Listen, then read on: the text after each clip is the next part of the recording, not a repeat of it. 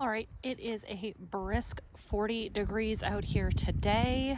The plants in the yard are still coming up. They still know it's spring, but I'll tell you, it's tough. Now, one of the things I'm noticing, maybe you can see them here, is all the birds in the garden area. And I have been chasing off turkeys, and I got all these little birds all over the place. And the only thing I can think of is those winter rye seeds that I put down recently are attracting lots and lots of birds, lots more than I usually get.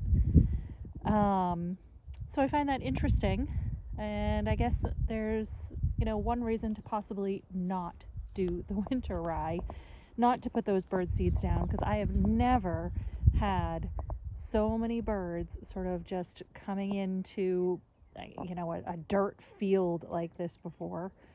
And like I said, I've had turkeys in here almost every day, and that's the only thing I can think of is those rye seeds. So there we have it, an experiment that may have failed. There are lots of them, and the rye seeds might just be one. All right, so like I said, pretty cold out. Haven't really been spending much time outside yesterday and today. Not sure about this week, but I do need to get the fabric laid down, the weed barrier laid down in the garden this week. That is one of my goals. It's actually spring break here. So my boys are home. We don't have any major plans, a couple of sports things going on. And I'm going to try and pick the warmest day where we're not hanging out with friends or doing anything else and get their help with laying down that weed barrier, that fabric. And I have used the same fabric for the last, I believe it's been 4 or 5 years now. And I went through about 3 or 4 different types of fabric when I was choosing. And the one that I found is not too thick, not too thin. It's like, the 3 little bears and Goldilocks of weed barriers. And the first one that I tried was so thin that when you stepped on it, it just tore.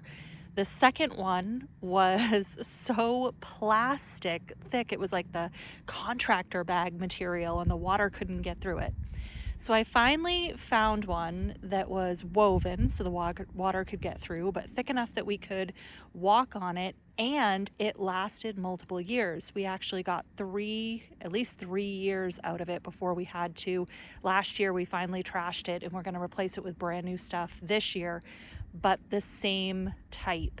So if you're looking for a good weed barrier, I do have a link to my Amazon list. If you go to the description here, you can find my Amazon list, and that should be right near the top of the things that I have bought for my garden in my gear list.